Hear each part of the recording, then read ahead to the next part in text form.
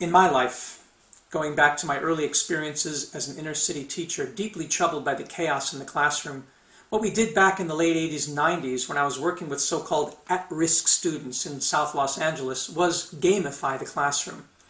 Back then we didn't have that word for it, but now gamification is seen by more and more people, from corporate leaders to educational leaders, as one of the best ways to make work and learning relevant, effective, and fun.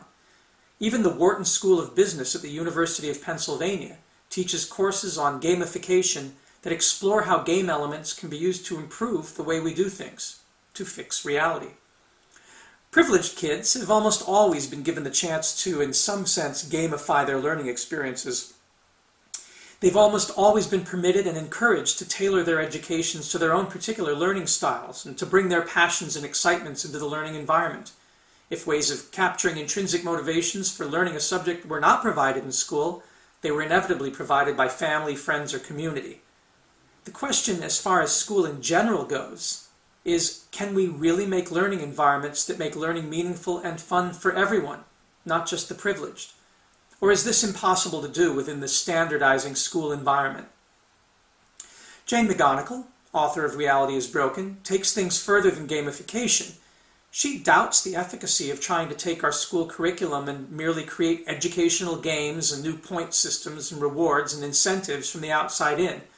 She suggests that merely gamifying the workplace or the school environment fails to capture the essence of what we need to do to fix things in our world. And there are many other critics of gamification who argue persuasively that we're going about it in the wrong way.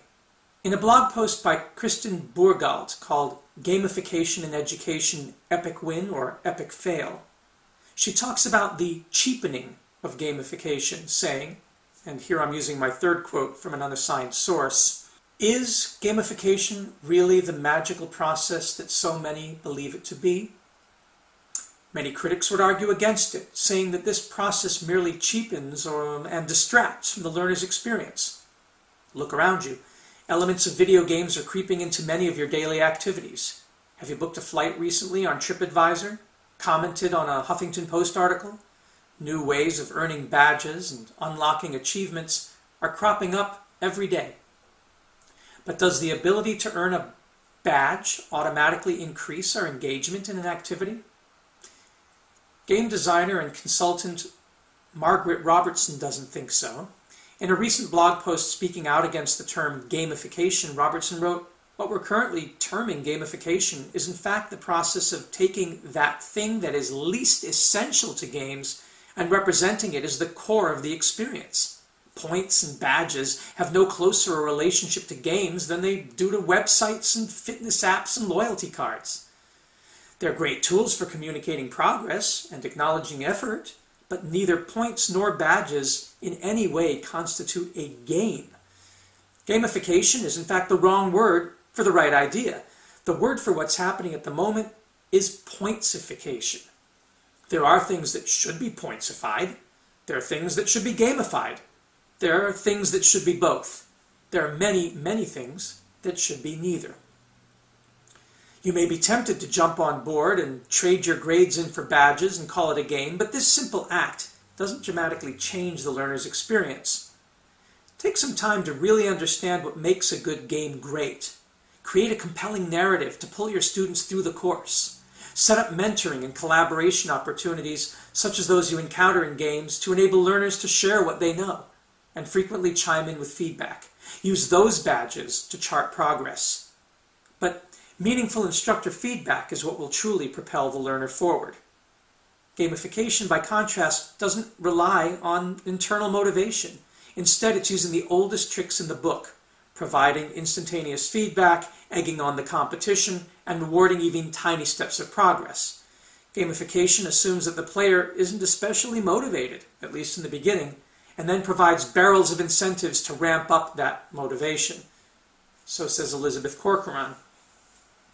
Now this is something that true game designers would never do, because the essence of a good game, as pointed out by Bernhard in his analysis of what makes a good game in The Grasshopper, and is echoed throughout Reality is Broken, is that good games are autotelic activities. See pages 45 and 46 of Jane McGonigal's book for a good definition of that term, autotelic. And these autotelic activities tap into our intrinsic reward system. Gamers don't play games to earn points or money or fame or to get candy bars, though all those things may occur. They play games because it's fun, because it feels good, because they want to, and often they will continue even when they're threatened or punished for playing. By contrast, schools, no matter how many extrinsic rewards are offered from the outside, are usually places of compulsory attendance. The high truancy rates attest to the deep structural flaws in their design. So gamifying school environments with more extrinsic rewards cannot really tap into the intrinsic autotelic motivations that make all mammals naturally want to play, and play, and play, all the while preparing themselves through play for the serious business of survival. A dog will chase a ball or a stick whether you give him a treat or not, because it's wired in its genes to find it fun. Eventually the dog will use that skill to catch a rabbit, but as a puppy it plays merely because it is fun. So in this sense, pure games, properly designed, may be a better way to prepare humans for gaining real survival educations than some school curriculum simply beefed up with flashy point systems and 3D characters. The subtitle of McGonigal's book is Why Games Make Us Better and How They Can Change the World. And the essence of her argument is that games themselves have the power to transform reality for the better. In many cases, games today pre-visualize what an alternative reality might look like. The detailed fantasy landscapes are immersive and interactive, and whether they depict a utopian or a dystopian past or future, a version of the world as it was or is or could be, they give players a certain agency, an ability to interact with and make changes to the reality around them. This in itself is more empowering than the normal art forms and media that people use to depict different versions of the world, and is certainly more empowering than school. Also, when playing MMORPGs, or massive multiplayer online role-playing games, gamers are learning organically how to cooperate with strangers to level up. McGonigal argues that far from being mere shoot-'em-up competition, a wide variety of games today reveal to players the real-life advantages of working together and solving common problems. McGonigal argues that we could and should design more games that overtly concern making a better world, such as her Urgent Evoke and World Without Oil games that we'll look at in this class. But she also argues that the reward systems and meaning systems of games and their ability to keep people focused on difficult challenges without punishing failure stands in complete contradistinction from the way schools and work environments are run. In the latter, there is constantly anxiety to succeed, and one false step can have terrible consequences. But in the former, in the game environment, we follow Thomas Edison's advice, "I failed my way to success." And we honor Albert Einstein's comment, "If you aren't making at least 10 mistakes a day, you aren't learning fast enough." Game design inherently makes challenges fun and encourages investment in that which is difficult. School and jobs seem too often to do the opposite. We can try to gamify real schools and jobs with different incentive structures, but there may be something deeper about these environments that prevents any amount of reform from having real impact. And this is a point that John Gatto tries to hammer home. Gatto, after 30 years of teaching in some of the toughest schools in the nation, in New York, concludes that schools were not created to help people succeed. They were created to maintain the illusion of a democracy and meritocracy, while enslaving minds to a sinister Pavlovian conditioning of bells and schedules and threats and rewards, and that they reward only those who are obedient and confine their thinking within narrow parameters proscribed by the elites in charge of maintaining a hierarchical order. In Gatto's experience, any school that really starts producing a majority of critical people who can think for themselves and realize that they can learn far more on their own than they could in an institution seals its own doom. And if this is so, then trying to fix a school with gamification would be like changing the hubcaps and tires on a car and giving it a new paint job without replacing the faulty engine. If reality is indeed broken, meaning that there are structural problems with our society, with our environments, and even with our own human nature that make life more difficult and unfair than we would like it to be, then mere gamification might be likened to cosmetic changes when the only way to solve these problems for sure would be to create new structures, new environments, new beings, and test them out. But because of the inherent risks in replacing one reality with another, the tests or experiments can't be easily done in the real world. They need to be, and can be done, however, in games.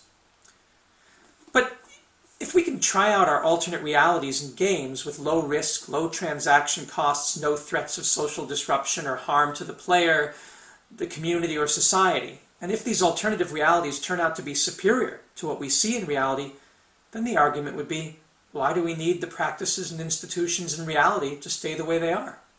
Why couldn't games replace school? Why couldn't games replace work? If we can show that through gaming, people can learn better and faster, if we can show, for example, that playing green globs with your friends can give you a better understanding of quadratic equations and Cartesian coordinate space and graphs, why would you go back to using a textbook?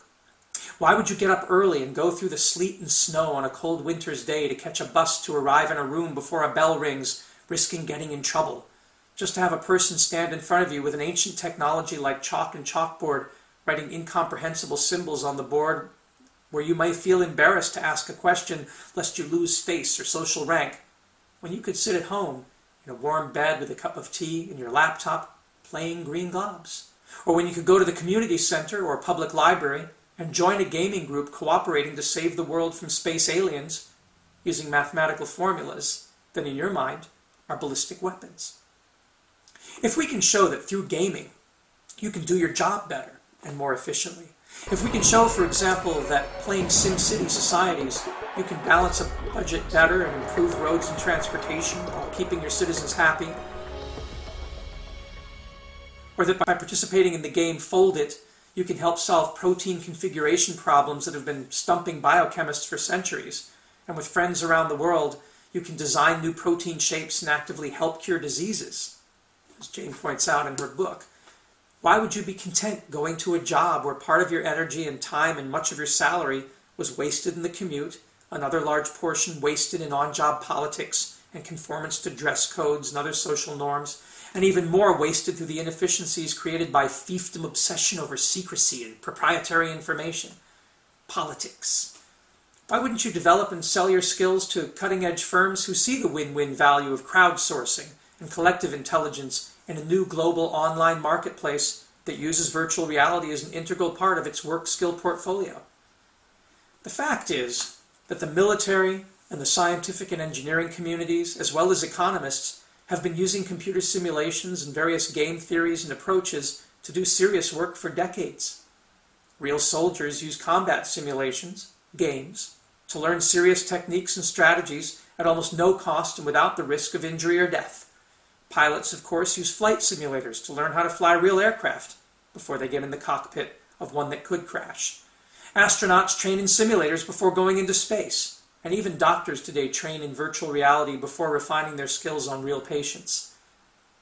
And while simulations get ever more faithful to reality, as we model the physical, chemical, biological, and social interactions with greater accuracy in our computers, we also learn from games and our ability to distort physics and defy the laws of the real universe how we might change things to make the outside world a little more like the game world and a little more to our liking.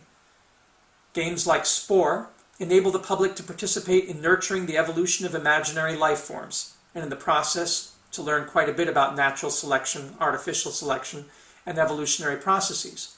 But genetic engineers are also using simulations to see if they can improve upon the designs found in nature without threatening our natural systems while the kinks are being worked out, and they might just change human nature.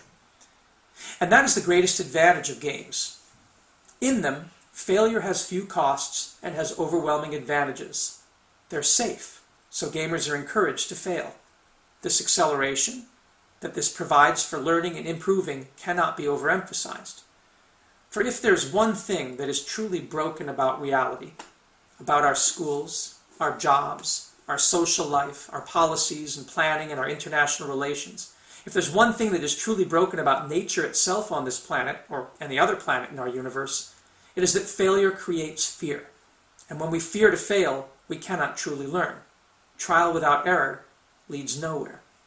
So the simplest fix for all of reality and its woes is to create environments where we can control the consequences of failure and make it safe for each individual to learn by making their own mistakes and level up at their own pace. We now have designs and technologies that enabled us to do exactly that, and that is much of what this course is about.